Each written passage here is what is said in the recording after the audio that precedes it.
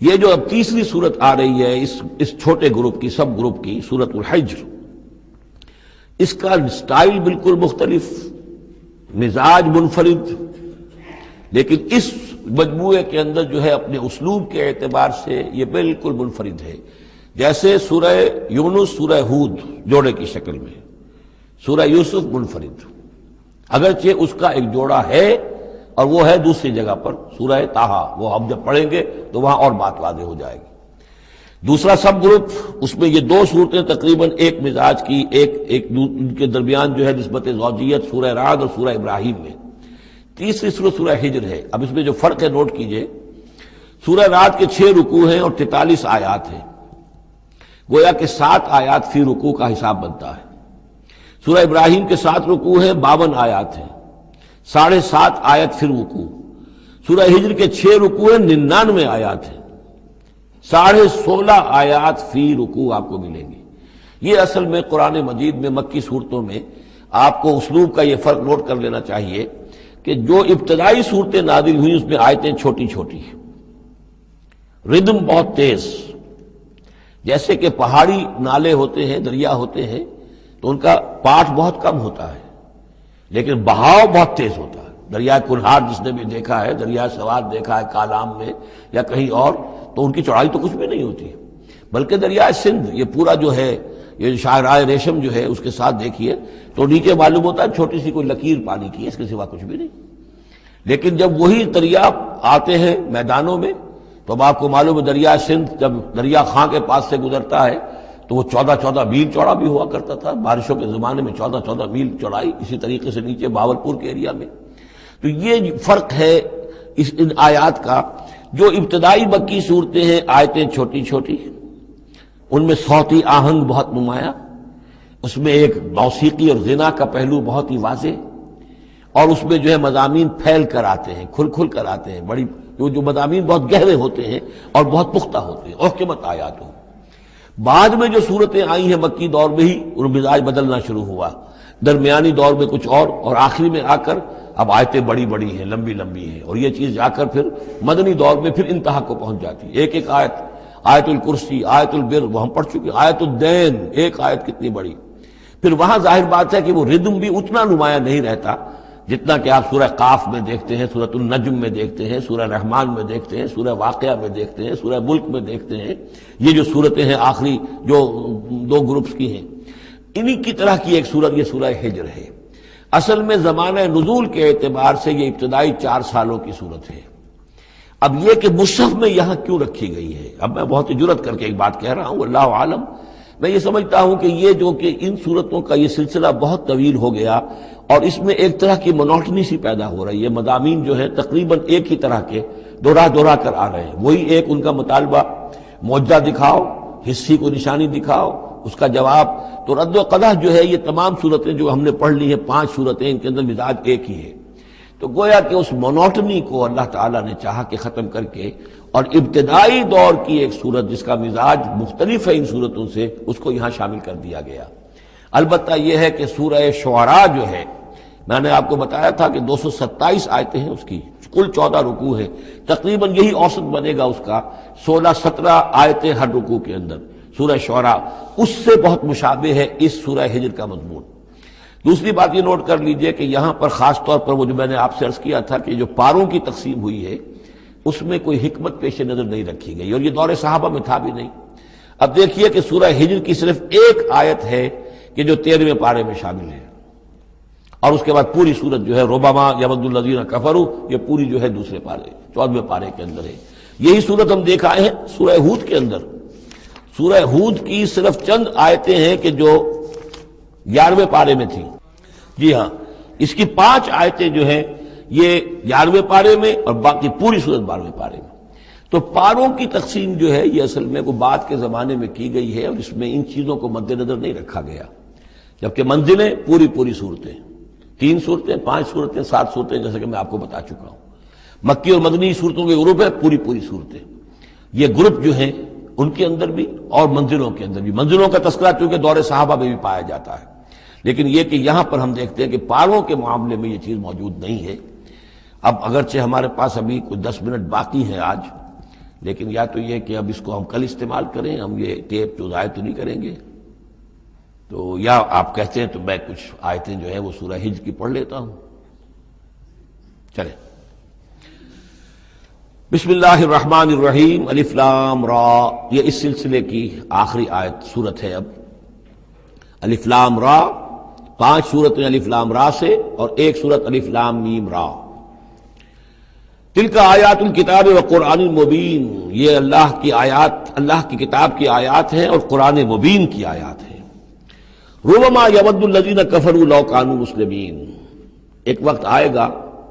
کہ وہ لوگ کہ جنہوں نے کفر کیا تھا حسرت کے ساتھ کہیں گے کاش کہ ہم اسلام لے آتے. وہ وقت آئے گا، ان کا کفر ان کے لیے حسرت بن جائے گا. ذرہم یاکلوا ویتمتعوا، اے نبی چھوڑیے ان کو، نظر انداز کر دیجئے، اپنی توجہ ان کی طرف سے ہٹا لیجئے. یہ کھا پی لیں، تمتع کر لیں، فائدہ اٹھا لیں، زمین کے اندر رہ کر جو کھانا پینا ہے، جو چرنا چگنا ہے کر لیں. وَيُلْهِهِمُ الْعَمَلُ، اور امیدیں ان کو غافل کیے رکھیں. یہ جو یلہہم العمل ہے، الہا یلہی الہاءً، غافل کر دینا. حدیث میں آتا ہے ما قل وکفا خیر مما کثر والہا، اگر کوئی شے کم ہے لیکن کفایت کر جائے، آپ کی ضرورت پوری ہو جائے، یہ اس سے کہیں بہتر ہے کہ زیادہ ہو اور وہ غافل کر دے. اگر زیادتی ہے، فراوانی ہے، رزق کی سر و سامان موجود ہے، ہر چیز، کوئی ضرورت کبھی اٹکتی نہیں، تو اللہ یاد نہیں آئے گا، اللہ سے غفلت ہو جائے گی. اس سے بہتر یہ ہے کہ ضرورت تو پوری ہو جائے، کسی کے سامنے دست سوال دراز نہ کرنا پڑے، لیکن یہ ہے کہ اس سے زیادہ نہ ہو کہ تاکہ غفلت نہ ہو. ما قل وکفا خیر مما کثر والہا، الہاکم التکاثر، وہ صورت مبارکہ ذہن میں رکھیے. وَيُلْهِهِمُ الْعَمَلُ، طول عمل کہلاتا ہے. یہ انسان لمبے لمبے نقشے بناتا چلا جاتا ہے، میں یوں کروں گا، پھر ایسے کروں گا، پھر اس طرح کروں گا، پھر اس سے یہ کہ وہ کارخانہ بنا لوں گا، پھر ایک اور کارخانہ بنا لوں گا، یا یہ کہ اپنے پروفیشن کے اندر یہ کام کروں گا، اس طرح آگے بڑھوں گا. اسی میں مگن رہتا ہے، زندگی ختم ہو جاتی ہے. فَسَوْفَ يَعْلَمُونَ، تو ان قریب انہیں معلوم ہو جائے گا اور انہیں حقیقت جو ہے ان پر منکشف ہو جائے گی.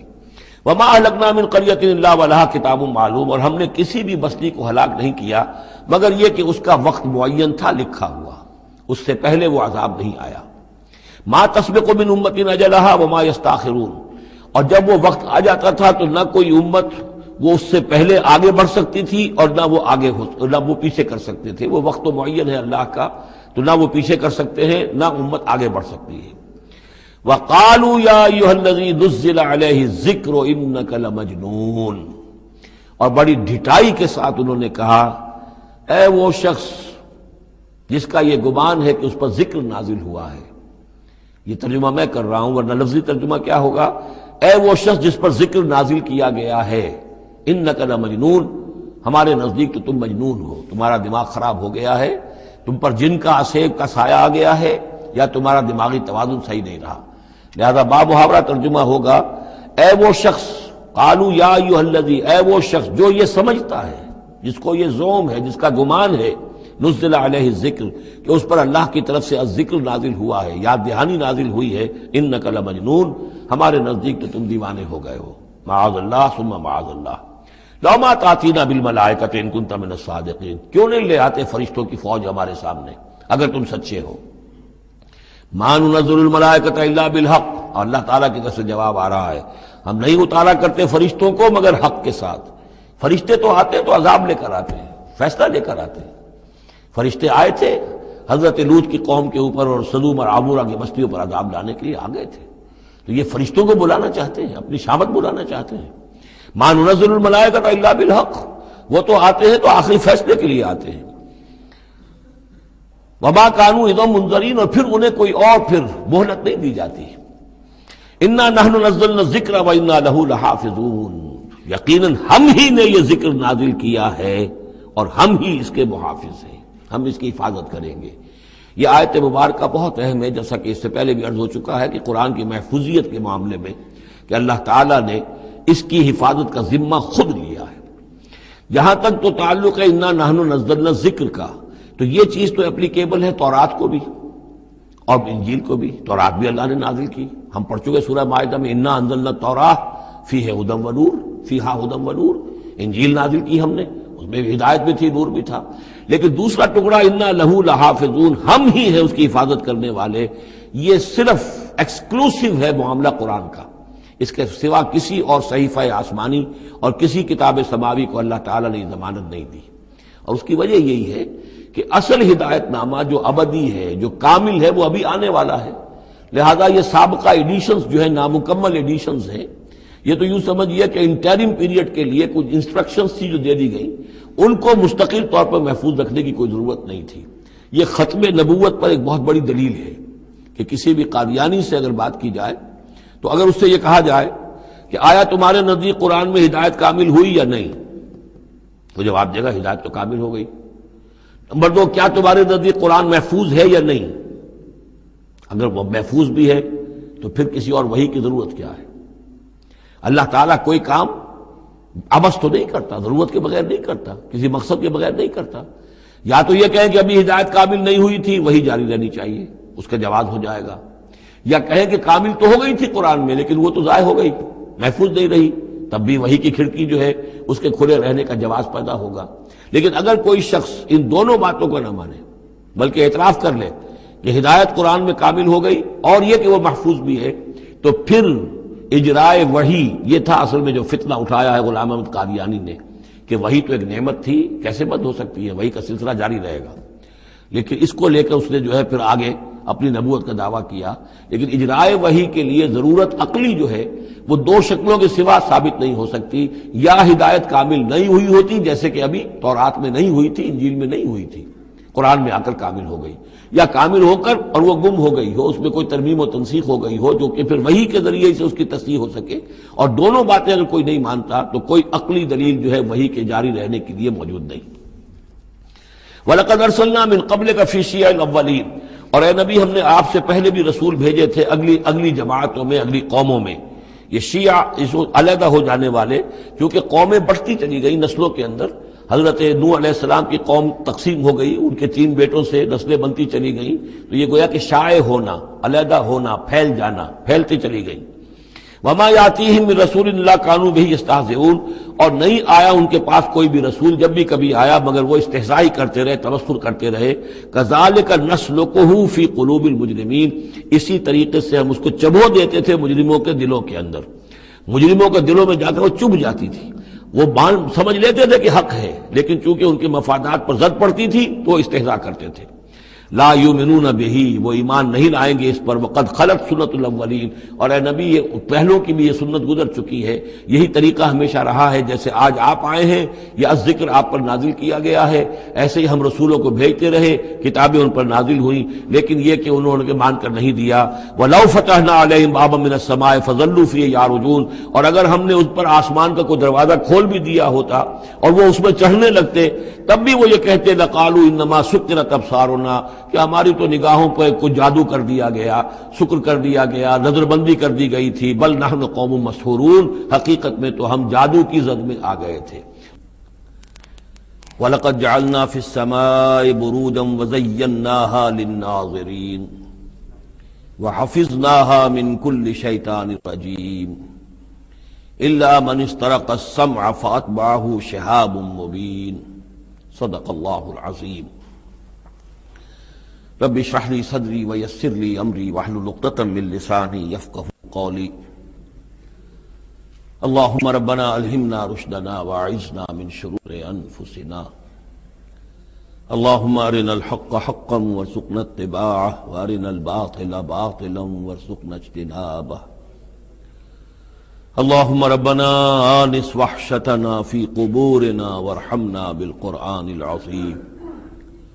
اللهم اجعله لنا اماما ونورا وهدى ورحمة،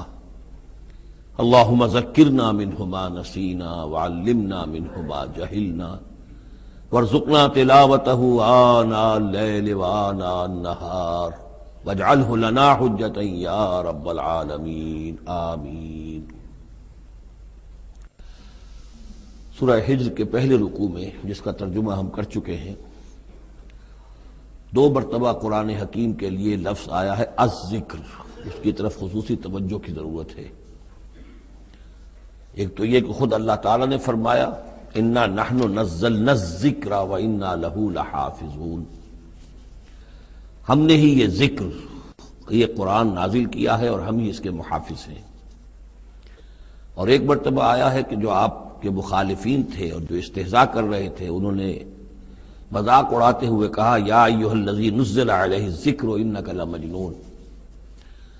اے وہ شخص کہ جس کا گمان ہے ذکر نازل ہوا ہے، ہم تو سمجھتے ہیں کہ تمہارا دماغی توازن ٹھیک نہیں رہا، یا یہ کہ تم پر کسی آسیب کا سایہ آ گیا ہے۔ یہ مجنون کی وضاحت بھی سمجھ لیجئے، مجنون جن سے بھی بنا ہے۔ جن کہتے ہیں عربی زبان میں مخفی شے کو، اس لیے جنین کہلاتا ہے وہ بچہ جو ابھی رحم مادر میں ہے، جو نظر نہیں آتا، چھپا ہوا ہے، معلوم تو ہے کہ بچہ ہے، پیٹ میں ہے، لیکن یہ کہ جنین ہے وہ ابھی وہ چھپا ہوا ہے۔ اسی سے لفظ جنت بنا ہے۔ جنت جو ہے زمین کا وہ ٹکڑا ہے جس پر خوب درخت ہوں، پودے ہوں، گھاس ہو، تو زمین چھپی ہوئی ہو، زمین ڈھکی ہوئی ہے، زمین جو ہے نمایاں نہیں ہے۔ جنت وہ ہے۔ جن علیہ اللیل کا آیا تھا کہ جب حضرت ابراہیم کا تذکرہ تھا، جب رات نے اس پر تاریکی کا پردہ طاری کر دیا تو گویا کہ ہر شے چھپ گئی۔ تو یہ جو جن کسی پر آ جانا، جس کو ہم کہتے ہیں اس پر کو آسیب کا سایہ ہو گیا، تو مجنون کے معنی یہ بھی تھے۔ اور مجنون اس کو بھی کہتے تھے کہ جس کا دماغی توازن ٹھیک نہ رہا ہو۔ اور یہ بات خاص طور پر نوٹ کرنے کی ہے کہ یہ بات اصل میں حضور کے بارے میں بالکل ابتدائی دور میں کہی گئی تھی، اور اس کے کہنے والوں میں وہ لوگ بھی تھے کہ جو معاندانہ انداز میں نہیں بلکہ ہمدردانہ انداز میں کہہ رہے تھے۔ یعنی بالکل شروع میں جب حضور نے دعویٰ کیا نبوت کا اور فرمایا کہ اس طرح میں تھا وہاں غار حرا میں، اور وہاں فرشتہ آیا ہے، جبرائیل آیا ہے، تو بہت سے لوگوں کو گمان ہوا کہ معلوم ہوتا ہے کہ کوئی بدروح، کوئی آسیب کا سایہ ہو گیا ہے انہیں۔ تو اس حوالے سے اس میں صرف مخالفت ابھی نہیں تھی، بلکہ اس میں ان کے لیے واقعتاً ایک بالکل چونکہ نئی بات تھی، لہٰذا یہ کہنے کا معاملہ جو ہے اس پہلو سے بھی تھا کہ اچھے بھلے آدمی تھے، ہم سوچتے تھے کہ واقعی یہ کئی دن جا کے مراقبے کرتے ہیں، اب یہ رہتے ہیں وہاں غار میں اکیلے تنہا دن رات، تو کہیں کچھ ہو نہ جائے تو معلوم ہوتا کچھ ہو گیا ہے، تو کوئی نہ کوئی جنون عارضہ ہو گیا ہے یا جن کا سایہ ہو گیا ہے۔ تو اس لفظ کو بھی سمجھ لیجئے، اور جو بتانا تھا وہ یہ ہے کہ سورہ نون جو کہ بالکل ابتدائی دور میں نازل ہوئی ہے، جس کا نام سورہ قلم بھی ہے، 29ویں پارے کی دوسری سورت، اس میں بھی یہی بات جو ہے کہی گئی ہے۔ اسی کے حوالے سے میں آپ کو بتا رہا ہوں کہ یہ سورہ مبارکہ جو ہے بالکل ابتدائی دور کی صورتوں میں سے ہے، اسی مشابہت کی وجہ سے۔ قرآن مجید کا ذکر ہونا اس معنی میں ہے، کئی مرتبہ واضح کر چکا ہوں کہ قرآن کا فلسفہ یہ ہے کہ جو ایمانی حقائق ہیں، خاص طور پر اللہ کی ذات کا علم اور اس کی صفات کا علم، وہ روح انسانی کے اندر موجود ہے،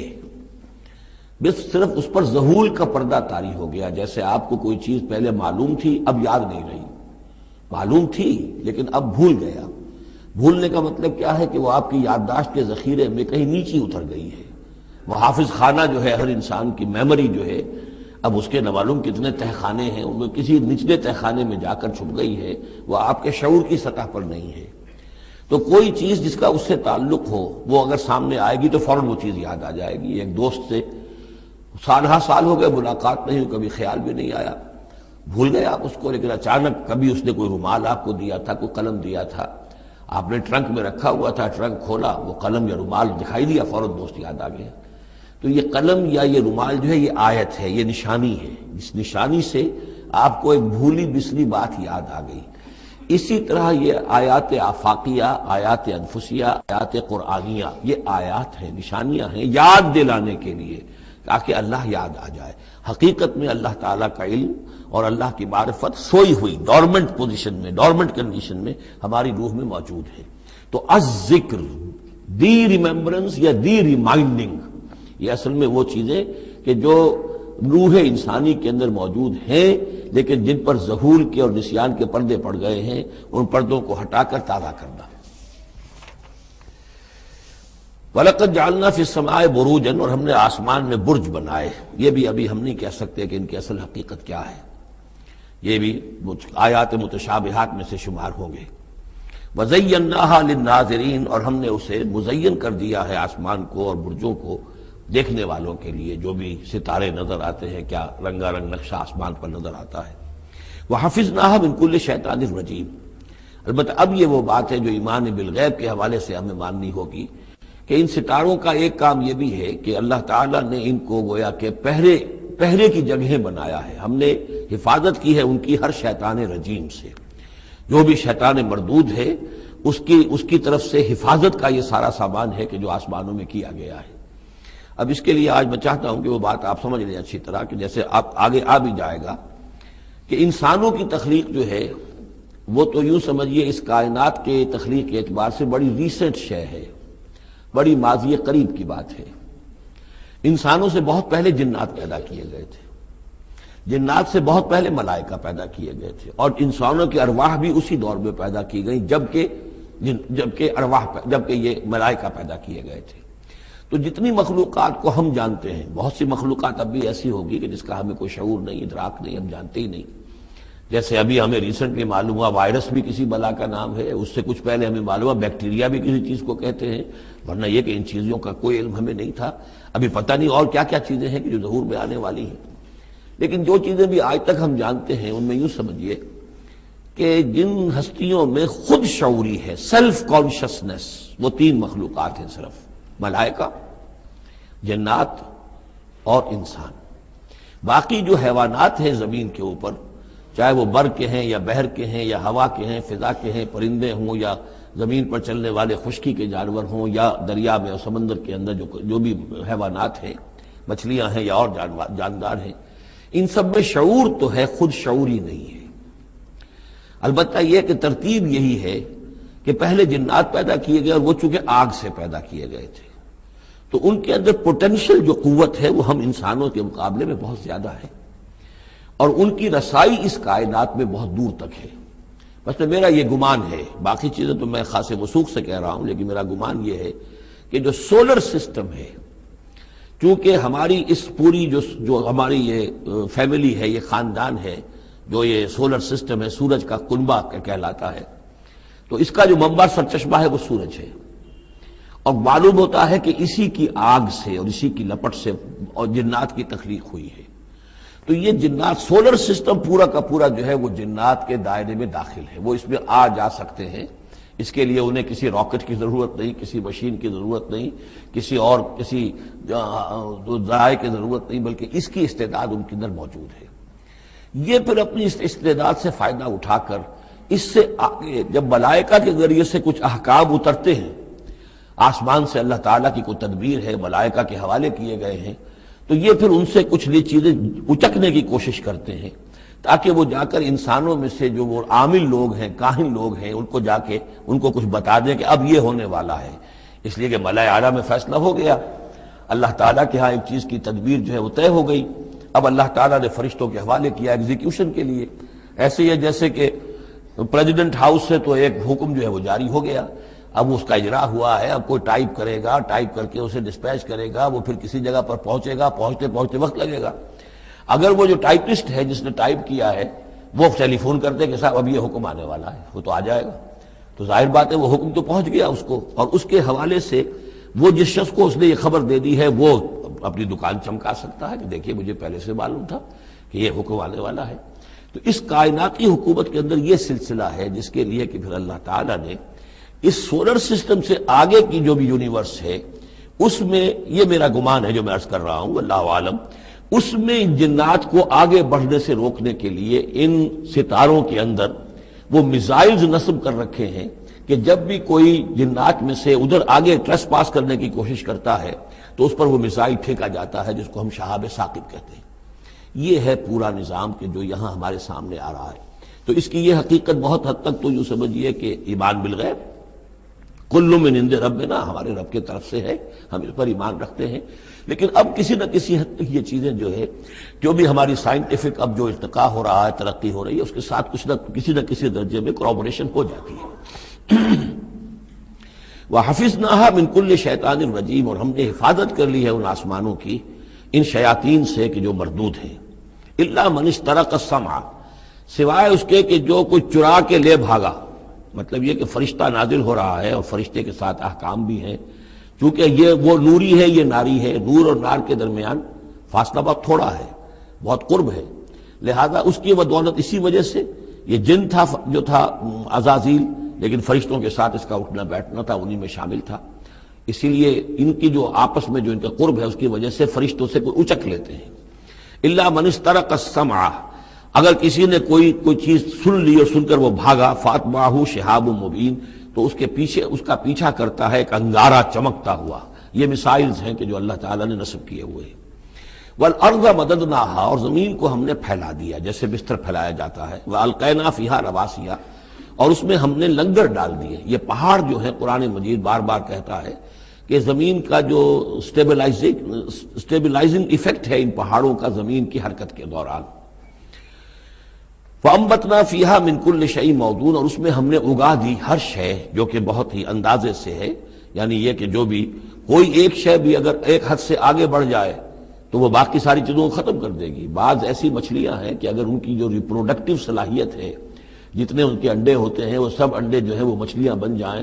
تو چند ہی سال کے اندر یہ زمین جو ہے اس سے کئی گنا حجم جو ہے وہ ایک مچھلی کی اولاد سے اور ایک مچھلی کی نسل سے وجود میں آ جائے گا۔ تو ایک کنٹرول کیا ہوا اللہ نے ہر شے کے اوپر، تمام چیزیں جو ہے وہ ایک اندازے کے مطابق، ایک وزن کے ساتھ، ایک اندازے کے ساتھ اس دنیا میں چل رہی ہیں۔ من کل شیء موزون، ہر چیز جو ہے وہ ایک اندازے اور وزن کے مطابق ہے۔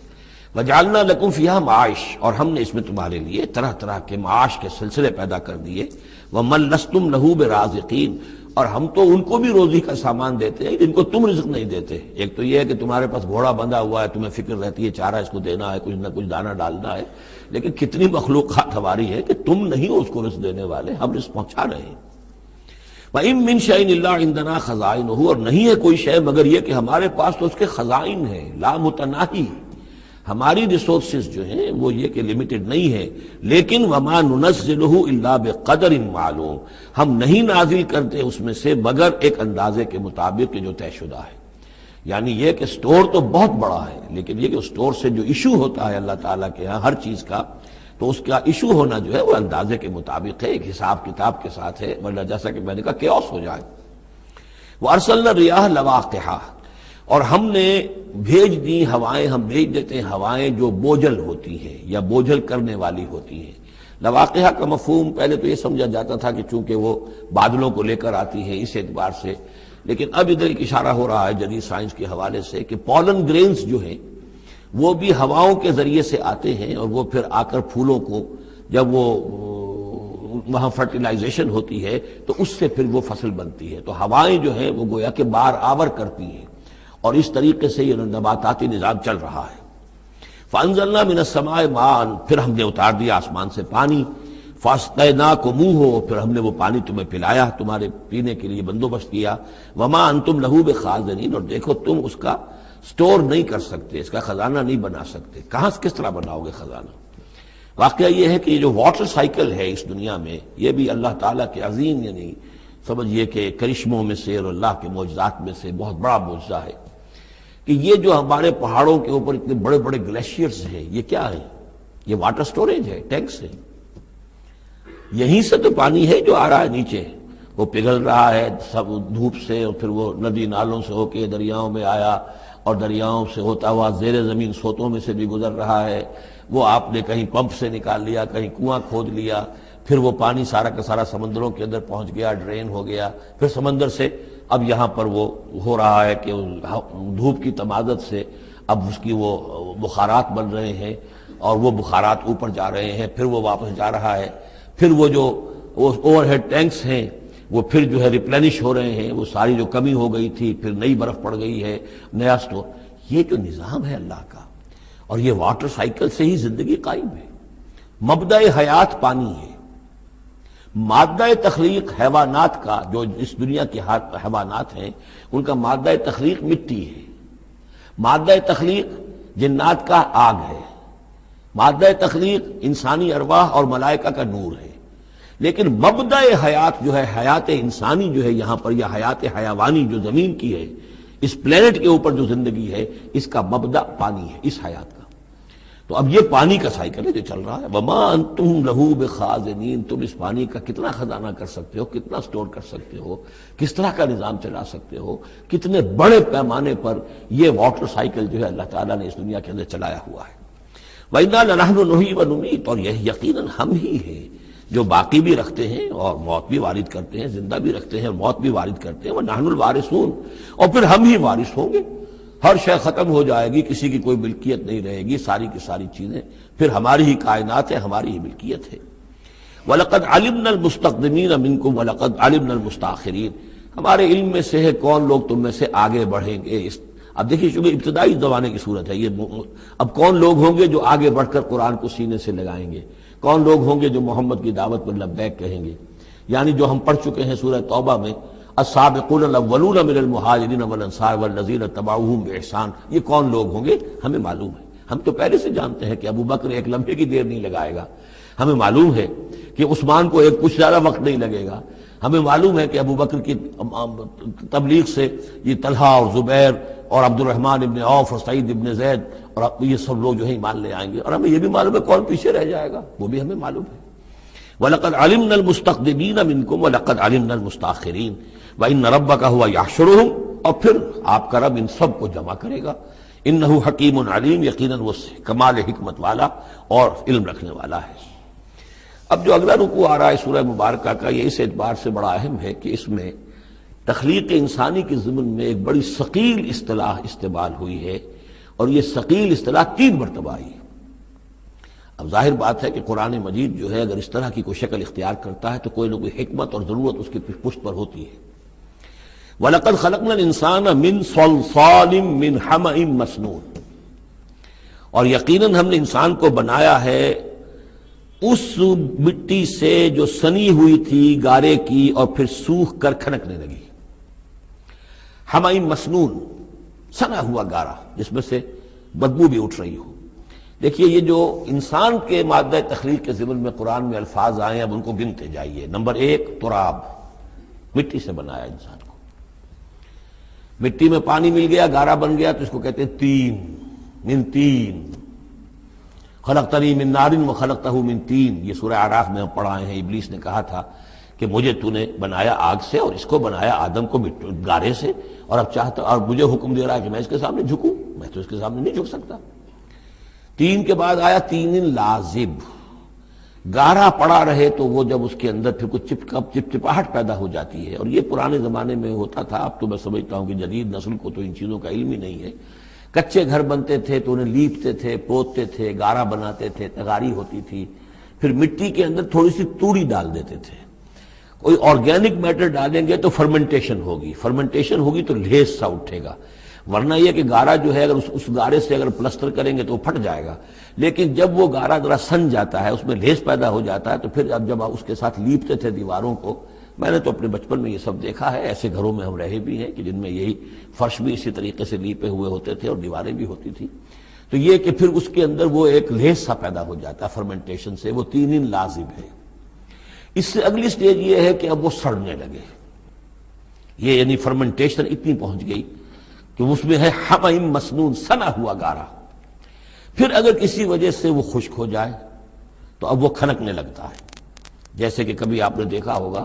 ساحل کے قریب یا کسی دلدلی علاقے میں پپڑی اوپر آ جاتی ہے، جیسے زمین کے اوپر جو ہے پپڑی سی ہوتی ہے، اس پر آپ چلتے ہیں تو وہ کر کر ٹوٹتی ہے، کھنکنے والی مٹی بن جاتی ہے، وہ سنا ہوا گارا خشک ہو کر کھنکنے لگتا ہے۔ یہ سٹیجز ہیں ان مادہ تخلیق کی کہ جو آدم یا انسان کی تخلیق کے ضمن میں قرآن میں آئے۔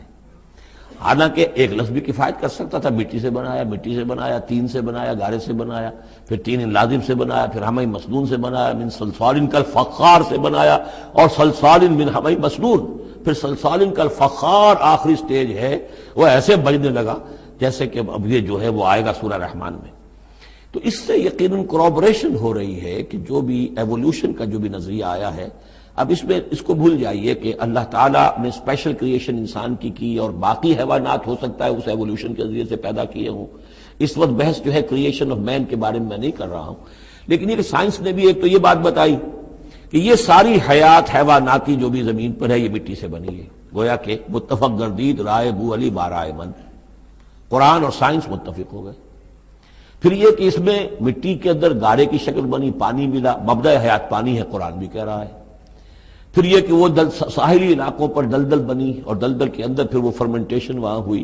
اور اسی میں پھر جب وہ دراڑیں سی پڑ جاتی ہیں سمندر کے قریب دلدلی علاقے میں، تو وہاں سے ان کا کہنا ہے کہ حیات کا آغاز ہوا، الجی یا امیبا، حیواناتی حیات، اور یا یہ کہ نباتاتی حیات کا۔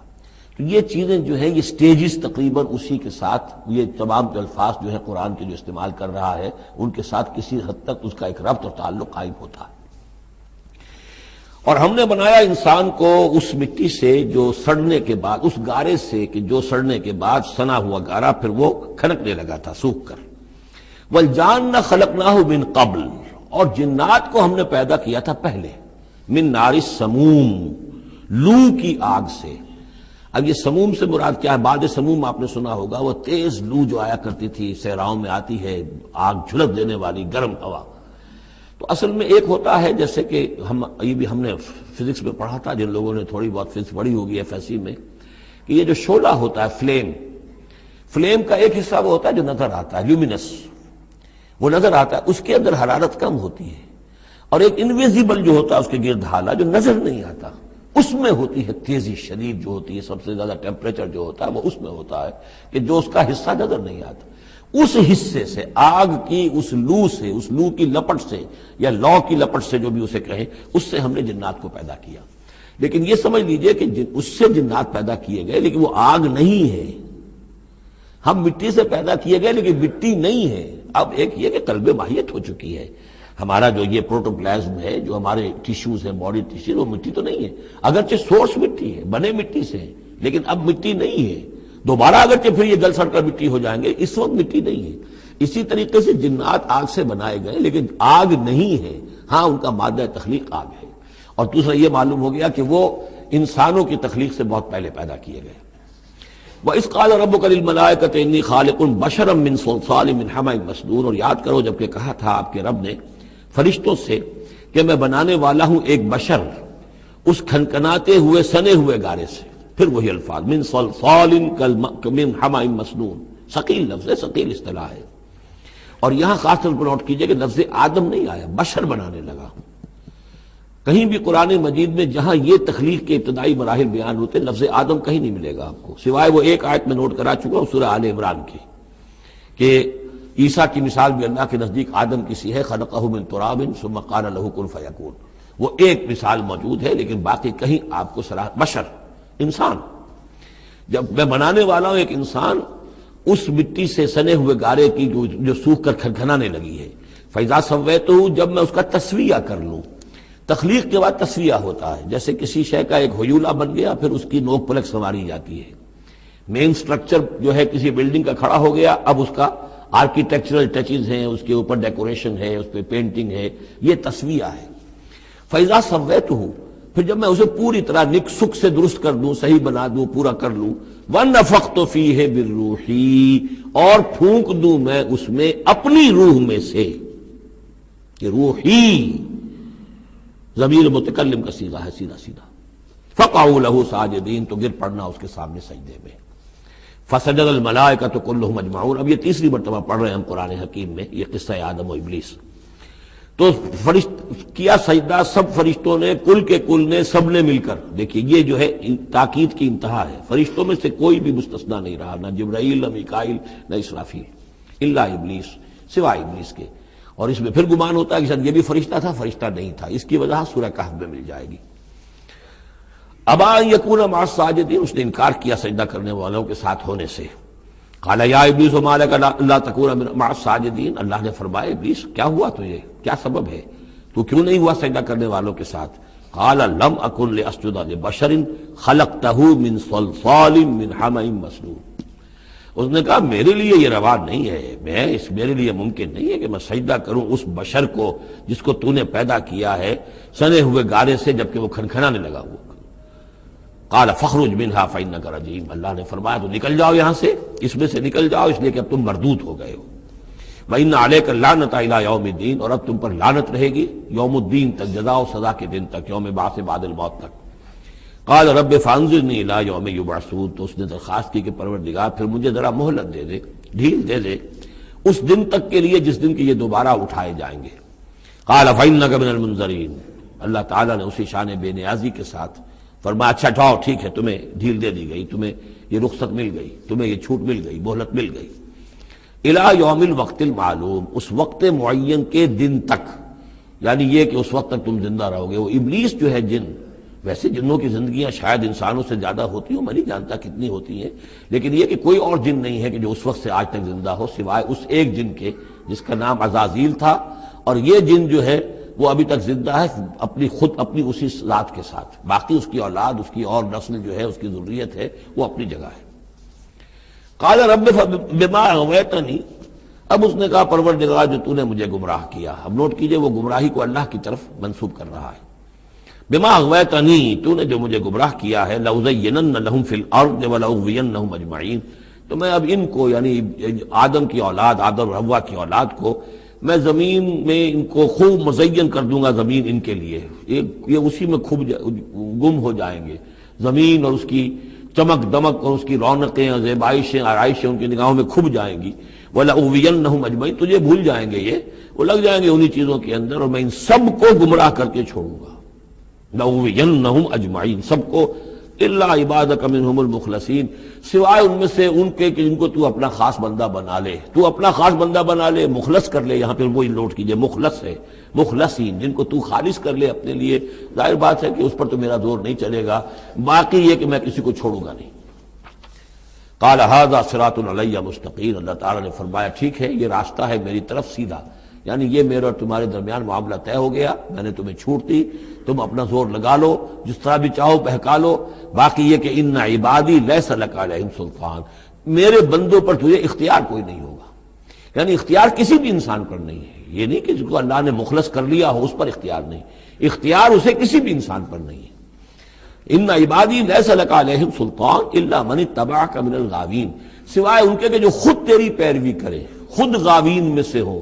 خود ان کے اندر غوا ہو، خود ان کے اندر سرکشی ہو، خود وہ جو ہے وہ اپنی نفس پرستی کی طرف مائل ہو، وہ تو تیری پیروی کریں گے، ان کو تو جدھر چاہے لے جا، جس کھائی میں چاہے لے جا کے ان کو پھینک دے، اور جس جہنم کی جس وادی میں چاہے ان کو گرا دے، مجھے اس سے دلچسپی نہیں، لیکن یہ کہ میرے کسی بندے پر تجھے اختیار حاصل نہیں ہوگا۔ وَإِنَّ جَهَنَّمَ لَمَوْعِدُهُمْ أَجْمَعِينَ، اور پھر جہنم ہی ان سب کا ٹھکانہ ہوگا، سب کا جو بھی تیری پیروی کریں گے۔ لہا سبعۃ ابواب، اس جہنم کے 7 دروازے ہیں، لکل باب منہم جزء مقسوم، اور ہر ان میں سے ہر دروازے کے لیے ہم نے ایک اس کا نصیب مقرر کر رکھا ہے کہ اتنے جن اتنے انسان اس سے جائیں گے، ہو سکتا ہے کہ وہ بڑے بڑے کبیرہ گناہوں کے حوالے سے کہ یہ لوگ جو ہے جو ان گناہوں میں ملوث ہوں گے وہ اس دروازے سے جائیں گے، جو ان گناہوں میں ملوث ہوں گے وہ اس سے جائیں گے، واللہ اعلم۔ ان المتقین فی جنات وعیون، اب وہی سائملٹینیس کنٹراسٹ کہ جب جہنم والوں کا تذکرہ ہوا تو متقین کا بھی، اور جو اہل تقوی ہوں گے فی جنات وعیون، وہ ہوں گے جنتوں میں، باغات میں اور چشموں میں، ادخلوها بسلام آمنین، ان سے کہا جائے گا داخل ہو جاؤ ان باغات میں پورے امن کے ساتھ، کوئی خوف نہیں، کوئی اندیشہ نہیں۔ وَنَزَعْنَا مَا فِي صُدُورِهِم مِّن غِلٍّ، یہ مضمون پہلے بھی آ چکا ہے، اور ہم نکال دیں گے ان کے دلوں میں سے جو کچھ قدورت ہوگی، اہل ایمان کی آپس میں کوئی شکوہ، کوئی شکایت، کسی سے کوئی تکدر ہو، کوئی غل ہو، وہ ہم نکال دیں گے۔ عَلَىٰ سُرُرٍ مُتَقَابِلِينَ، وہ بیٹھے ہوئے ہوں گے تختوں کے اوپر ایک دوسرے کے آمنے سامنے۔ جب کسی سے ناراضگی ہو تو آدمی آنکھیں چار نہیں کرتا بلکہ نظر چرا جاتا ہے، لیکن جب کوئی ایسی بات نہیں، دل صاف ہے، تو آمنے سامنے بیٹھ کے باتیں کریں گے، سینگ آئی ٹو آئی۔ متقابلین لا یمسہم فیہا نصب، انہیں نہیں پہنچے گی اس میں نہ تو کوئی تکان، وما ہم منہا بمخرجین، نہ پھر وہ اب اس سے نکالے جائیں گے۔ جب اہل جنت میں داخل ہونے کے بعد کسی کا وہاں سے نکلنے کا امکان نہیں۔ نبئ عبادی، اے نبی میرے بندوں کو بتا دیجئے، انی انا الغفور الرحیم، کہ میں یقیناً غفور ہوں، رحیم ہوں۔ میری اصل شان تو یہ ہے، لیکن وان عذابی هو العذاب العلیم، میری ایک دوسری شان بھی ہے، اور وہ یہ ہے کہ میرا عذاب تو وہ بھی بہت دردناک عذاب ہے۔ لہذا کوئی آدمی جو ہے وہ نڈر نہ ہو جائے، نچنت نہ ہو جائے، وہ میری مغفرت کی امید بھی رکھے، میری رحمت سے آس بھی لگائے رکھے، لیکن یہ کہ میرے عذاب سے ڈرتا بھی رہے۔ بین الخوف والرجاء، یہ کیفیت رہنی چاہیے۔ وَنَبِّئْهُمْ عَنْ ضَيْفِ ابراہیم، اور ذرا ان کو بتا دیجئے حالات ابراہیم کے جو مہمان آئے تھے ان کے بارے میں، وہی جو پہلے ہم پڑھ چکے ہیں سورہ ہود میں۔ اِذْ دَخَلُوا عَلَيْهِ فَقَالُوا سَلَامًا، جب وہ داخل ہوئے حضرت ابراہیم کے ہاں مکان پہ آئے، انہوں نے کہا سلام۔ قَالَ إِنَّا مِنْكُمْ وَجِلُونَ، تو حضرت ابراہیم نے کہا کہ ہمیں تو تم سے کچھ خوف آ رہا ہے، آپ لوگ کون ہیں، ذرا اپنی آئیڈینٹی بتائیے۔ قالوا لا توجل انا نبشرک بغلام علیم، انہوں نے کہا کہ نہیں ڈریے نہیں، ہم تو آپ کو ایک بڑے صاحب علم بیٹے کی بشارت دینے آئے ہیں۔ قال بشرتمونی علی ان مسنی الکبر فبما تبشرون، تو حضرت ابراہیم نے فرمایا کہ یہ کیا بشارت آپ مجھے دے رہے ہیں، اس کے باوجود، علی یہاں علی الرغم کے معنی میں، اس کے باوجود کہ مجھ پر بڑھاپا طاری ہو چکا ہے، تو ذرا سوچ سمجھ کے بشارت دیجیے، کوئی غلطی تو نہیں لگی ہے آپ کو۔ قالوا بشرناک بالحق، ان کا نہیں، ہم نے بشارت آپ کو دی ہے حق کے ساتھ، قطعی اور حقیقی بات ہے، شدنی امر ہے، یہ ہو کر رہنے والا ہے۔ فلا تکن من القانتین، تو اے ابراہیم آپ تو پھر نا امید لوگوں میں سے تو نہ ہو جائیے، مایوس نہ ہو جائیے۔ قال ومن یقنط من رحمت ربہ الا الضالون، تو حضرت ابراہیم نے کہا کہ ہاں یہ بات تو آپ صحیح کہہ رہے ہیں، اللہ تعالیٰ کی رحمت سے مایوس تو صرف وہی ہو سکتے ہیں جو گمراہ ہوں۔ یہ اللہ کی قدرت، اللہ کی رحمت، عین بڑھاپے میں اللہ مجھے اولاد دے دے، 87 برس کی عمر میں بیٹا دے دے، جیسے اس نے حضرت یحییٰ کی والدہ کو، جو کہ بالکل بانجھ رہی ساری عمر، اور حضرت زکریا جو ہیں بہت بوڑھے ہو چکے تھے، اسی طریقے سے معاملہ یہاں بھی ہوا ہے۔ قال فما خطبکم ایھا المرسلون، اب انہوں نے پوچھا کہ اے فرشتادو، اے جو بھیجے گئے ہو، ایلچی ہو، تمہارا کیا معاملہ ہے، یعنی کس قدر جا رہے ہو، کیا قصد ہے، کیا ارادہ ہے؟ قالوا انا ارسلنا الی قوم مجرمین، ان کا کہ ہمیں بھیجا گیا ہے ایک مجرم قوم کی طرف، الا آل لوط، سوائے آل لوط، لوط کے گھر والوں کو، اس کے گھر والوں کو تو ہم بچا لیں گے، انا لمنجوہم اجمعین، ان سب کو ہم بچا لیں گے، نجات دیں گے، الا امرأتہ، اس میں بھی ایک استثناء ہے، سوائے اس کی بیوی کے، قدرنا انہا لمن الغابرین، ہم نے یہ اندازہ کر لیا ہے، یہ اندازہ ہے کہ وہ جو ہے پیچھے رہنے والوں میں سے ہوگی۔ قالوا بل جئناک بما فلما جاء آل لوط المرسلون، تو جب یہ لوط کے گھر پہنچے یہ فرشتادے بھیجے ہوئے اللہ کی طرف سے ایلچی جو آئے تھے، قال انکم قوم منکرون، وہی بات حضرت لوط نے فرمائی کہ آپ لوگ کچھ اجنبی سے لوگ ہیں، میں آپ کو جانتا نہیں، آپ کون لوگ ہیں، کہاں سے تشریف لائے ہیں؟ قالوا بل جئناک بما كانوا فيه يمترون، ان کا نہیں بلکہ ہم تو وہ شے لے کر آئے ہیں آپ کے پاس جس کے بارے میں یہ یہاں کے رہنے والوں کو شک تھا۔ آپ جب کہتے تھے کہ اگر تم باز نہیں آؤ گے، ان خبیث فعل کو نہیں ترک کرو گے، شرک سے باز نہیں آؤ گے، تو تم پر اللہ کا عذاب آئے گا، یہ اس میں شک کرتے تھے، مذاق اڑاتے تھے، اب وہ شے ہم لے کر آئے ہیں۔ وَأَتَيْنَاكَ بِالْحَقِّ وَإِنَّا لَصَادِقُونَ، اب ہم اللہ تعالیٰ کے آخری فیصلے کے ساتھ، قطعی اور شدنی فیصلے کے ساتھ آئے ہیں، اور ہم سچے ہیں، جو بات ہم کہہ رہے ہیں وہ درست ہے۔ فَأَسْرِ بِأَهْلِكَ بِقِطْعٍ مِّنَ اللَّيْلِ، تو آپ اپنے گھر والوں کو لے کر نکل جائیے رات کے ایک حصے میں، کہ ابھی رات باقی ہو، صبح ہونے سے پہلے پہلے نکل جائیے، وَاتَّبِعْ أَدْبَارَهُمْ، اور آپ بھی ان کے پیچھے پیچھے جائیے، وَلَا يَلْتَفِتْ مِنْكُمْ أَحَدٌ، اور کوئی آپ میں سے پیچھے مڑ کر اب دیکھے نہیں، یعنی کوئی دوستی، کوئی یاد آ رہی ہو، کوئی تعلقات اب جو ہے وہ ستا رہے ہوں دل کو۔ وَامْضُوا حَيْثَ تُؤْمَرُونَ، اور اب چلے جائیے وہاں جہاں آپ کو حکم ہوا ہے۔ وَقَضَيْنَا إِلَيْهِ، اور یہ بات ہم نے اس کو بتا دی، یہ فیصلہ ہم نے کنوے کر دیا اسے، ذالک الامر، یہ فیصلہ، ان دابر ہؤلاء مقطوع مصبحین، کہ ان لوگوں کی جڑ صبح ہوتے ہی کاٹ دی جائے گی، یعنی یہ کہ اس پوری قوم کو تہس نہس کر دیا جائے گا، دونوں شہر جو ہیں نسیہ منسیہ کر دیے جائیں گے، یہاں کوئی ایک متنفس بھی نہیں بچے گا۔ وجاء اہل المدینہ یستبشرون، اور اب آئے لوگ وہ دوڑے ہوئے بدماش لوگ جو ہیں وہ خوشیاں مناتے ہوئے آئے کہ بڑے خوبصورت لڑکے جو ہیں آج مہمان ہو کر آئے ہیں لوط کے ہاں، تو ہمارے لیے بڑا اچھا موقع ہے۔ قال ان هؤلاء ضیفی فلا تفضحون، حضرت لوط نے ان سے کہا یہ دیکھو میرے مہمان ہیں، مجھے رسوا نہ کرو، واتقوا اللہ ولا تخزون، اللہ کا تقوی اختیار کرو اور میری بے آبروئی مت کرو۔ قالوا اولم ننهک عن العالمین، انہوں نے کہا کہ دیکھو لوط، ہم نے تمہیں تمام جہانوں والوں سے روکا ہوا نہیں ہے کہ تم ٹھیکہ مت لو کسی کا، ہم جس کے ساتھ جو چاہیں کریں، تم کون ہوتے بیچ میں آنے والے، تم کو ٹھیکیدار بن گئے ہو پوری دنیا کے۔ اولم ننہک، کہ ہم نے منع کیا تمہیں، نہیں کیا تمہیں کہ تمام جہان والوں کی حمایت میں نہ کھڑے ہو جایا کرو۔ قال ہؤلاء بناتی ان کنتم فاعلین، ان کا یہ میری بیٹیاں حاضر ہیں، اگر تمہیں کچھ کرنا ہی ہے تو یہ کہ ظاہر اللہ تعالیٰ نے تمہارے لیے جو جوڑے بنائے ہیں تو وہ تو عورتیں ہیں، تو وہ ہے، میں عرض کر چکا ہوں، اس سے مراد یہ بھی لی گئی ہے کہ میری قوم کی جو یہ بیٹیاں ہیں تمہارے گھروں میں پڑی ہیں، جن کو تم نے چھوڑا ہوا ہے، اصل میں تو تمہارے لیے اللہ تعالیٰ نے وہ فطری راستہ بنایا تھا، یا یہ کہ انہوں نے اتمام حجت کے لیے، جس کو کہتے ہیں پنجابی میں برے کو گھر پہنچانا، یا آخری بات بھی کہی ہو کہ میں ایسا ہی اگر کوئی معاملہ ہے تو کوئی دو بڑے سردار جو ہیں انہیں کہا ہو کہ میں اپنی بیٹیوں کا نکاح تم سے کیے دیتا ہوں، تمہیں اگر کوئی اس طرح کی کوئی حاجت ہے۔ لعمرک انہم لفی سکرتہم یعمہون، تو انہوں نے کہا، یہ اللہ تعالیٰ کی طرف سے ہے، قسم ہے تیری جان کی، وہ لوگ تو اپنے اس نشے کی حالت میں بدمست تھے اور بالکل اندھے ہو گئے تھے. عمر، عین میم ہے والا عمر ہے یہ، دل کے اندھے ہو چکے تھے. فاخذتہم الصیحۃ مشرقین، تو پھر انہیں آ پکڑا ایک چنگھاڑ نے اجالا ہونے کے وقت. مشرق، یہ مشرق نہیں ہے، مشرق ہے. مشرق ہے اجالے کی جگہ، صبح جہاں سے نکلتی ہے وہ مشرق ہے. شرق کے معنی جو ہے اصل میں وہ روشنی ہے، تو اسی سے یہ مشرقین، صبح ہونے کا وقت، سورج نکلتے وقت جب اجالے کا وقت ہوا تو ان کو ایک چنگھاڑ نے آ پکڑا. فجعلنا عالیہا سافلہا، تو ہم نے اس کے اوپر والے حصے کو نچلا بنا دیا، یعنی تل پٹ کر دیا. وہ گری، پوری بستی جو ہے وہ اٹھا کر پٹک دی گئی کہ چھتیں نیچے اور اس کی جو بنیادیں تھیں وہ اوپر. وَأَمْطَرْنَا عَلَيْهِمْ حِجَارَةً مِّن سِجِّيلٍ، اور پھر ہم نے ان پر بارش برسائی، سجیل، مٹی کے کنکروں کی بارش. ان فی ذلک لآیات للمتوسمین، یقیناً اس میں نشانیاں ہیں ان لوگوں کے لیے جو حق کے متلاشی ہوتے ہیں. یہ جو اسم کا لفظ ہے الف سین میم، اور الف جو ہے اس میں در حقیقت جو اصل اس کا حروف اصلیہ میں سے نہیں ہے، سین میم ہے اصل. یہ ہوتے علامت، اسم کے معنی بھی علامت ہے. یہ میرا نام ہے، یہ آپ کا نام ہے، یہ علامت ہے کہ جس سے میرے نام سے آپ پہچانتے ہیں. تو جو لوگ علامتوں سے، متوسم باب تفاعل بن جائے گا، جو علامتوں سے حقیقت کو پہچاننا چاہیں، جو آیات آفاقیہ، آیات تاریخیہ، آیات انفسیہ، آیات قرآنیہ سے حقیقت کو جاننا چاہیں. ان فی ذلک لآیات للمتوسمین وانھا لبسبیل مقیم، اور وہ جو بستیاں تھیں وہ سیدھی راہ پر واقع ہوئی تھی.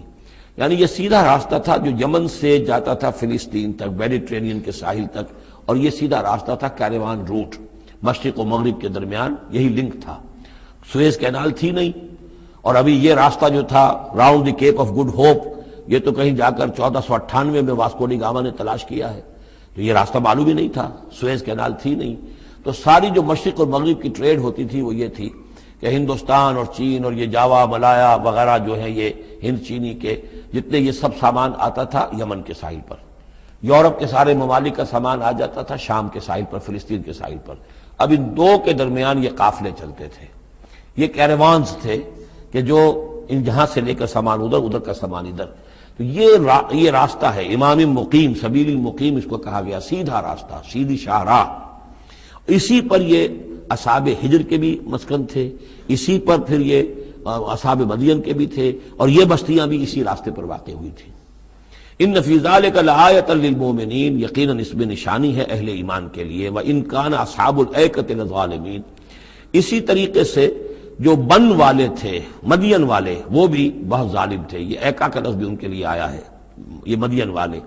فانتقمنا منہ، یہاں پہ صرف تذکرہ ہو رہا ہے. یہاں تذکرہ آپ نے دیکھا جو صرف حضرت لوط علیہ السلام کا ہوا ہے اس انباء الرسل کے انداز میں. باقی حضرت ابراہیم کا تذکرہ ہو گیا ہے، وہ وہی ہے قصص النبیین کے انداز میں. باقی یہاں پہ جو تذکرے ہو رہے ہیں یہ بھی صرف ذکر ہے، یہ انباء الرسل کا ذکر ہے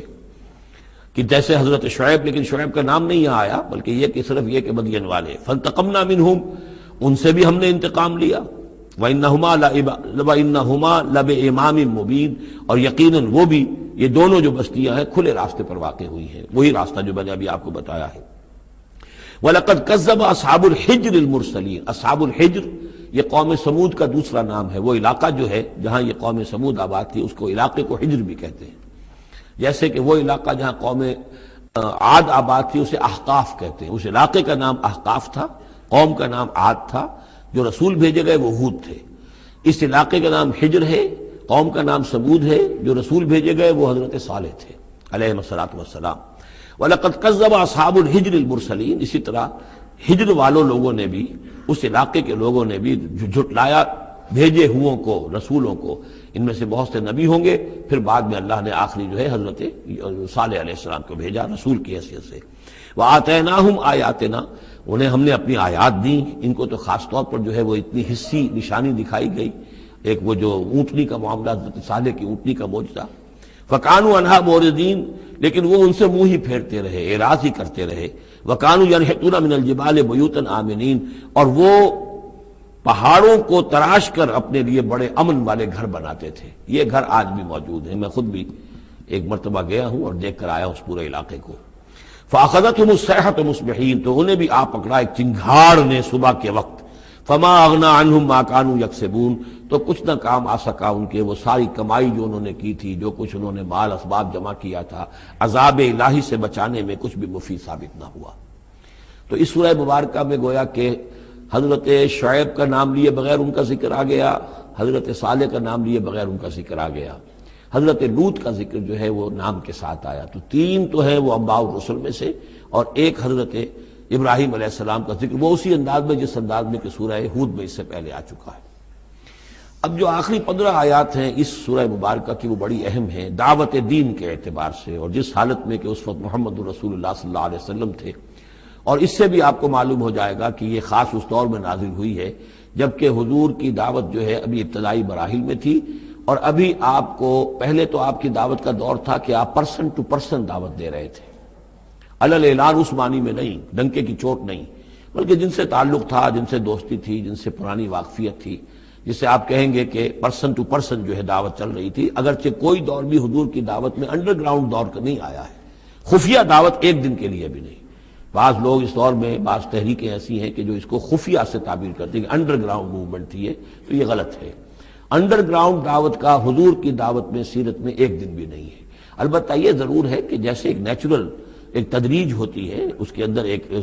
ترقی ہوتی ہے کسی معاملے کے اندر، پہلے آپ نے ذاتی جن سے تعلقات تھے، حضرت ابوبکر بہت پرانے دوست تھے، ان سے سب سے پہلے ان سے بات کی ہے، گھر میں حضرت خدیجہ جو آپ کی اہلیہ تھی ان سے بات کی، حضرت علی ہیں جو چچا زاد بھائی ہیں بلکہ زیر تربیت ہیں، زیر کفالت ہیں، ان سے بات کی ہے، اپنا جو غلام تھا جسے آزاد کر کے منہ بولا بیٹا بنایا ہوا ہے اس سے بات کی، اس طریقے سے پرسن ٹو پرسن۔ لیکن پھر یہ کہ تقریباً 3 سال کے بعد پھر آپ کو حکم ہوا کہ اب آپ ڈنکے کی چوٹ علی اعلان دعوت شروع، وہ آیت اس سورت مبارک میں آ رہی ہے۔ وما خلقنا السماوات والارض وما بینہما الا بالحق، اور ہم نے نہیں بنایا، تخلیق فرمایا آسمانوں کو اور زمین کو اور جو کچھ ان کے مابین ہے مگر حق کے ساتھ۔ پرپز فل کریشن ہے یہ پرپز لیس نہیں ہے، ایٹ رینڈم نہیں ہے، یہ کوئی کھلندرے کا کھیل نہیں ہے جیسے کہ ہندو مائتھولوجی میں ہے، رام کی لیلا ہے، جیسے کوئی بچہ ہے کھیلتا ہے، اب بچے کے کھیلنے میں کوئی حکمت تھوڑا ہی ہوتی ہے، اس نے ایک کھلونا اٹھایا اور پٹخ دیا، پھر کوئی دوسرا اٹھایا پھر پٹخ دیا، پھر پہلا اٹھا لیا، اب اس میں کوئی حکمت تو نہیں ہے۔ اسی طریقے سے رام جی جو ہے کھیل رہے ہیں، جس کو چاہتے ہیں تخت سے اٹھا کر زمین پہ پٹخ دیتے ہیں، جس کو چاہتے ہیں وہ جو تیلی اس کو اٹھا کے وہ راجا بنا دیتے ہیں، تو یہ کھیل ہے رام کا، رام کی لیلا ہے یہ، تو یہ تصور اسلام میں نہیں ہے، یہ کائنات کی تخلیق بالحق ہے۔ ربنا ما خلقت ھذا باطلا سبحانک فقنا عذاب النار، تیری ذات اس سے بہت اعلیٰ اور عرفہ ہے، پاک ہے کہ تیرے بارے میں یہ گمان کیا جائے کہ تو نے یہ کائنات ایسے ہی بنا دی کھیلنے کے لیے، اور یہ کوئی آپ تیرا مشغلہ ہے، نہیں۔ وما خلقنا السماوات والارض وما بینہما الا بالحق وان الساعة لآتیۃ، اس حق کا فیصلہ یہ ہے، اس حق کا منطقی نتیجہ یہ ہے کہ قیامت آ کر رہے، اس لیے کہ باقی تمام چیزیں تو انسانوں کے لیے پیدا کی گئی ہیں، ان کی ساری توجہ یہی ہو جائے گی انسان کاہے کے لیے پیدا کیا گیا، اور خاص طور پر انسان میں جو اخلاقی حص رکھی گئی ہے، by very nature, by his very nature he knows this is good this is evil, یہ جو اس کے اندر ایک شعور ہے، ایک تمیز ہے، یہ ایول ہے یہ گڈ ہے، یہ اچھا ہے یہ برا ہے۔ اب اس کا نتیجہ کیا نکل رہا ہے؟ یہاں تو الٹے نتیجے نکلتے ہیں، بہت سے اچھے لوگ جو ہیں انہیں فاقے آ رہے ہوتے ہیں، اور بہت بدماش جو ہیں وہ یہاں پہ عیش کر رہے ہوتے ہیں۔ تو یقیناً کوئی اور زندگی ہونی چاہیے، اور یقیناً کوئی دن ہونا چاہیے کہ جس میں بھرپور حساب کتاب ہو جائے، نیکوکاروں کا حساب کتاب ہو جائے، اور پھر ان کی زندگی ایسی ہو کہ بھرپور صلہ انہیں ان کا مل سکے، اور بدکاروں کی بدکاریوں کا حساب کتاب ہو جائے، اور پھر ایسی زندگی ہو، ایسا نظام ہو کہ انہیں پوری سزا مل سکے۔ تو یہ گویا کہ حق کا تقاضا ہے۔ وما خلقنا السماوات والارض وما بینہما الا بالحق وان الساعة لآتیۃ، قیامت آ کر رہے گی۔ فاصفح الصفح الجمیل، تو اے نبی آپ ذرا ابھی خوبصورتی کے ساتھ درگزر سے کام لیجئے، یعنی یہ کہ یہ مجرم کہیں بھاگ کے نہیں چلے جائیں گے، ہماری پکڑ سے نکل نہیں جائیں گے، قیامت آئے گی، ایک کیفر کردار کو پہنچ جائیں گے، ابھی آپ ذرا تحمل کیجئے، صبر سے کام لیجئے۔ فاصفح الصفح الجمیل، ابھی ہماری مرضی اس میں ہے کہ ہم ان کی رسی دراز کریں، یہ جو کچھ کہہ رہے ہیں برداشت کر لیجئے، سن لیجئے،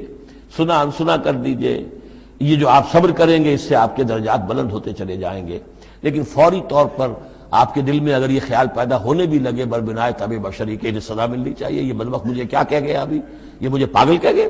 اور یہ مجھے جو ہے ساحر کہہ گیا یا مسحور کہہ گیا، نہیں، فصفح الصفح الجمیل، ابھی ذرا آپ خوبصورتی کے ساتھ چشم پوشی کیجئے، نظر انداز کیجئے۔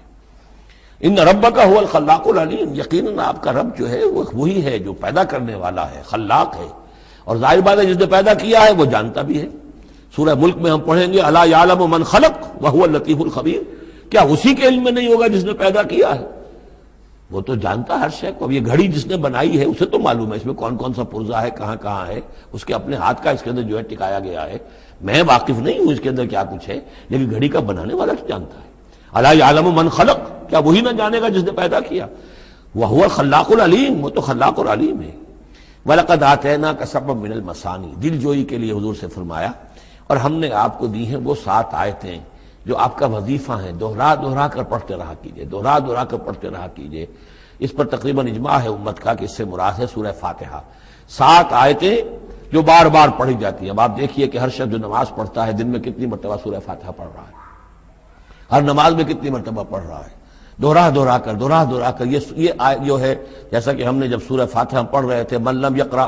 بفاتحۃ الکتاب لا صلاۃ لمن لم یقرأ بفاتحہ، اس کی نماز ہی نہیں ہے، نماز کا جزو لازم ہے۔ بلکہ قسمت الصلاۃ بینی و بین عبدی نصفین والی حدیث میں نے آپ کو سنائی، حدیث قدسی، تو وہ تو اصل الصلاۃ ہے ہی سورہ فاتحہ۔ والقرآن العظیم، اور یہی بڑا قرآن ہے، یعنی یہ اپنی اہمیت کے اعتبار سے، اپنی فضیلت کے اعتبار سے خود اپنی جگہ پر سورہ فاتحہ ایک قرآن عظیم کا درجہ رکھتی ہے۔ اسی لیے اس کو اساس القرآن بھی کہا، اس کو کافیہ بھی کہا، شافیہ بھی کہا گیا، یہ ام القرآن بھی ہے۔ وَلَقَدْ آتَيْنَاكَ، اے نبی ہم نے اتنی بڑی بڑی دولتیں آپ کو دی ہیں۔ یہ کیوں گرایا جا رہا ہے یہ ذرا آگے آپ کو معلوم ہو جائے گا، کیونکہ بہرحال حضور کو یہ احساس ہوتا تھا یا نہیں ہوتا تھا، دیکھنے والوں کو تو احساس ہوتا تھا۔ ابو جہل مالدار ہے، ولید بن مغیرہ اتنا بڑا چودھری ہے، یہ محمد تو یتیم تھے، کوئی مال دولت ان کے پاس نہیں، کوئی ان کی حیثیت نہیں، ہاں کچھ عرصے سے کچھ کھا پی بھی رہے ہیں تو وہ بیوی کا مال ہے، اپنا تو نہیں ہے۔ یہ ان کی نگاہوں میں جو ان کے معیارات تھے، جو ان کے اندازے تھے سوچنے کے، وہ تو یہ تھے۔ اس حوالے سے یہاں بظاہر حضور سے خطاب ہے، لیکن اصل میں ان کو بتایا جا رہا ہے کہ بدبختو تمہیں کیا معلوم ہم نے ان کو کتنی بڑی دولت دی ہے۔ وَلَقَدْ آتَيْنَاكَ سَبْعًا مِنَ الْمَثَانِي وَالْقُرْآنِ الْعَظِيمِ، ہم نے ان کو وہ 7 آیتیں عطا کی ہیں۔ ایک حدیث کے مطابق جیسی آیت نہ قرآن میں اتری کوئی اور اس کے مثل، اور نہ تورات میں نہ انجیل میں، یہ سورہ فاتحہ ہے۔ وَلَقَدْ آتَيْنَاكَ سَبْعًا مِنَ الْمَثَانِي وَالْقُرْآنِ الْعَظِيمِ وَلَا تَمُدَّنَّ عَيْنَيْكَ إِلَىٰ مَا مَتَّعْنَا بِهِ أَزْوَاجًا مِّنْهُمْ، تو اے نبی آپ کی نگاہیں نہ اٹھیں اس ساز و سامان کی طرف جو ہم نے ان کو عطا کیا ہے۔ ابو جہل کو اگر دے رکھا ہے، ولید بن مغیرہ کو دے رکھا ہے، اور بڑے سرداروں کو دے رکھا ہے، ان کی جائیدادیں ہیں، ولید بن مغیرہ کے باغات طائف میں بھی ہیں، اس کی جائیداد طائف میں بھی ہے، مکے میں بھی ہے، آپ کی نگاہ ادھر اٹھے ہی نہ۔ پر کاہ کے برابر، جیسا کہ ایک حدیث میں آتا ہے کہ دنیا مافیہا کی حیثیت اگر اللہ کی نگاہ میں ایک مچھر کے پر کے برابر بھی ہوتی تو اللہ کسی کافر کو ایک گھونٹ پانی بھی اس دنیا سے نہ دیتا۔ جو اللہ کا ماننے والا اور جاننے والا، اللہ کو جاننے والا ہو، تو اس کی نگاہ میں تو پھر اس دنیا و مافیہا کی وہی وقت ہونی چاہیے، وہ متاثر نہ ہو یہاں کی چمک دمک سے، آپ کی نگاہ اٹھے ہی نہ۔ لا تمدن عینیک الی ما متعنا بہ ازواجا منہم، ان کو جو ہم نے دے رکھا ہے ساز و سامان اور زیبائش اور آرائش جو ہے، آپ کی نگاہیں ادھر نہ اٹھے۔ ولا تحزن علیہم، اور اب دیکھیے ان کے اوپر جو بھی اب عذاب آئے گا یا جس عذاب کے مستحق ہو رہے ہیں، آپ اس پر غم بھی نہ کھائیے۔ ٹھیک ہے یہ آپ کا کنبہ ہے، قبیلہ ہے، اب ابو لہب آپ کا چچا بھی ہے، لیکن یہ کہ اب غم نہ کیجئے آپ۔ وَاخْفِضْ جَنَاحَكَ لِلْمُؤْمِنِينَ، اور آپ اپنے کندھوں اور بازوؤں کو ذرا جھکا کر رکھیے اہل ایمان کے لیے۔ یہ ہمارے فقراء جب آتے ہیں، یہ جو غلام طبقے سے جو لوگ آئے ہیں، یہ لوگ جو گرے پڑے طبقات سے تعلق رکھتے ہیں، جب یہ آپ کے پاس آئیں تو آپ ان کا استقبال کیجئے۔ فَقُلْ سَلَامٌ عَلَيْكُمْ كَتَبَ رَبُّكُمْ عَلَىٰ نَفْسِهِ الرَّحْمَةَ، تو اس انداز میں ان کا استقبال کیجئے، ان کے سامنے تواضع کیجئے، ان کے سامنے اپنے کندھوں کو جھکائیے۔ وَاخْفِضْ جَنَاحَكَ لِلْمُؤْمِنِينَ، یہی مضمون ایک مرتبہ پھر سورہ طٰہٰ کے اندر آئے گا۔ وَاخْفِضْ جَنَاحَكَ لِمَنِ اتَّبَعَكَ مِنَ الْمُؤْمِنِينَ، اہل ایمان یہ جو آپ کی پیروی کر رہے ہیں، آپ اپنے ذرا کندھے ان کے سامنے جھکا کر رکھیے۔ یا یہ حکم دیا گیا ہے اولاد کو والدین کے بارے میں، اگلی صورت میں آ جائے گا سورہ بنی اسرائیل میں، کہ ان کے لیے اپنے کندھوں کو اپنے بازوؤں کو ذرا جھکا کر رکھا کرو، والدین کے سامنے تن کر نہ کھڑے ہو کہ کندھے جو ہیں اٹھے ہوئے ہیں، بلکہ کندھے ذرا دبا کر۔ وَاخْفِضْ جَنَاحَكَ لِلْمُؤْمِنِينَ وَقُلْ إِنِّي أَنَا النَّذِيرُ الْمُبِينُ، اور کہہ دیجئے کہ میں تو صرف خبردار کرنے والا ہوں، کھلم کھلا خبردار کرنے والا، میری اس کے سوا کوئی ذمہ داری نہیں ہے۔ کما انزلنا علی المقتسمین، جیسے کہ ہم نے نازل کیا ہے ان پر کہ جنہوں نے تقسیم کر لیا ہے، الذین جعلوا القرآن عضین، قرآن کو انہوں نے بوٹیاں بنا لیا ہے، اس کو توڑ کے ٹکڑے کر دیا ہے۔ اب اس کے اندر دو رائے ہیں، ایک تو یہ کہ اس قرآن سے مراد یہی قرآن ہے، اور مذاق اڑایا کرتے تھے لوگ، یہ جو بھی تھے ابو جہل اور اس کے ساتھی، بھائی فلاں صورت تو میری ہے، وہ تمہیں لے جاؤں گا، وہ فلاں صورت جو محمد کہتا ہے وہ تم لے جانا، وغیرہ وغیرہ، آپس میں وہ تقسیم کرتے تھے ہنسی مذاق میں۔ تو اس حوالے سے انہوں نے قرآن کو بوٹیاں بنا کر اپنے اندر تقسیم کرنا شروع کر دیا ہے۔ ایک رائے یہ ہے، مجھے وہ زیادہ قرین قیاس معلوم ہوتا ہے کہ قرآن کے لفظ کا اطلاق تورات پر بھی ہوا ہے، کہ یہ قرآن وہ ہے جو محمد پر نازل ہوا، ولا بالذی بین یدیہ، ایک اور جگہ ہم آگے چل کر دیکھیں گے، وہ قرآن جو اس سے پہلے تھا، اور وہ گویا کہ وہ تورات تھی، اللہ کی کتاب۔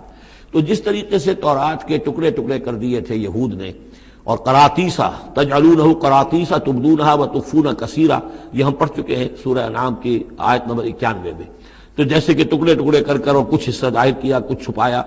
تو ان دونوں کی رائے ہے، وہ میں نے آپ کے سامنے پیش کر دی۔ فَوَرَبِّكَ لَنَسْأَلَنَّهُمْ أَجْمَعِينَ، تو تیرے رب کی قسم اے محمد صلی اللہ علیہ وسلم، ان سب کو ہم جمع کر کے رہیں گے۔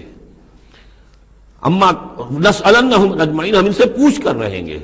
یہ لفظ وہی آ گیا ہے، فَلَنَسْأَلَنَّ الَّذِينَ أُرْسِلَ إِلَيْهِمْ وَلَنَسْأَلَنَّ الْمُرْسَلِينَ، یہ جو سورہ اعراف کی آیت نمبر 6 تھی، ہم لازماً پوچھ کر رہیں گے ان سے بھی جن کی طرف رسولوں کو بھیجا گیا، اور ان سے بھی کہ جن کو رسول بنا کر بھیجا گیا۔ فَوَرَبِّكَ لَنَسْأَلَنَّهُمْ أَجْمَعِينَ، تو آپ کے رب کی قسم ہم ان سب سے پوچھ لیں گے، حساب کتاب لے لیں گے، یہ تھوڑے سے وقت کی بات ہے، آپ ذرا صبر کیجئے۔ اما کانوا یعملون، جو کچھ کہ یہ کر رہے تھے، فاصدع بما تؤمر، یہ ہے وہ آیت۔ اب ڈنکے کی چوٹ علی الاعلان کہیے جس چیز کا آپ کو حکم ہوا ہے۔ یہ جب حکم آیا حضور کو، تو پھر آپ کوہ صفا پر کھڑے ہوئے، اور پھر آپ نے وہاں، اگرچہ ظاہر بات ہے کہ اس کا کوئی امکان نہیں تھا کہ آپ ننگے ہو جاتے، لیکن جو وہاں کا رواج تھا وہ یہ تھا کہ اگر کسی شخص کے پاس کوئی ایسی خبر آتی تھی کہ فلاں قبیلے کے لوگ جو ہیں آج رات ہمارے اوپر حملہ کریں گے، شب خون ماریں گے، اب کیسے لوگوں کو بتائیں؟ کوئی کمیونیکیشن ماس میڈیا تو ہے نہیں، کیسے خبر دیں، کیا کریں؟ تو وہ یہ کرتا تھا کہ وہ شخص کپڑے اتار کے معذر ذات برہنہ ہو کر کسی اونچی جگہ کھڑا ہو جاتا تھا، تاکہ ہر طرف سے لوگ دیکھ لیں کہ ایک ننگا آدمی کھڑا ہے۔ نذیر عمیان کہتے تھے اسے، ننگا خبردار کرنے والا۔ اب جہاں تک اس کی آواز جا رہی ہے، آواز لگاتا تھا وا صباحا، ہائے وہ صبح جو آنا چاہتی ہے، آیا چاہتی ہے، اس لیے کہ صبح کے وقت ہوتے تھے حملے، یہ جس کو آج کل آپ کہتے ہیں small hours of the morning, وہ بہت غفلت کا وقت ہوتا ہے آدمی کا، صبح رات کے 2-3 بجے جو ہے ٹھنڈی ٹھنڈی نیند آئی ہوتی ہے، اس وقت وہ آتے تھے، حملہ کرتے تھے، لوٹ مار کرتے تھے، قتل کرتے تھے اور بھاگ جاتے تھے۔ تو وا صباح، ہائے وہ صبح جو آیا چاہتی ہے۔ تو اب لوگ دوڑتے تھے کہ بھائی کہاں کی خبر آئی ہے، کون ہے، کون سا قبیلہ ہے، کس کے بارے میں اطلاع ہے، اطلاع صحیح ہے غلط ہے۔ تو یہ ان کا رواج تھا۔ تو حضور نے یہ کیا، صرف ایک چیز اس میں سے نکال دی، ننگے ہونے کا سوال نہیں تھا معاذ اللہ، لیکن آپ بھی کھڑے ہو گئے کوہ صفا پر، وا صباحا کا نعرہ لگایا۔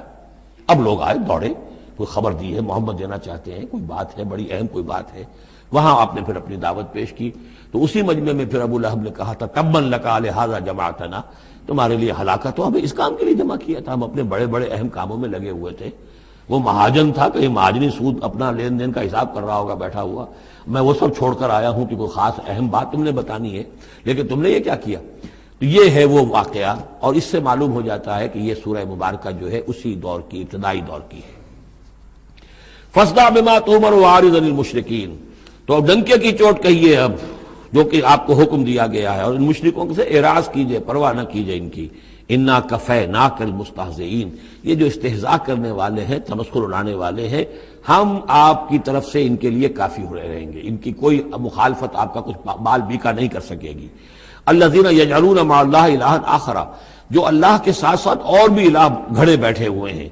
فسوف یعلمون، تو ان قریب انہیں معلوم ہو جائے گا کہ اصل حقیقت کیا ہے اور وہ کس طرح کی گمراہیوں میں پڑے ہوئے تھے۔ اب وہ آیت آ گئی جس کا کئی مرتبہ میں حوالہ دے چکا ہوں، اور سورہ انعام میں خاص طور پر وَلَقَدْ نَعْلَمُ،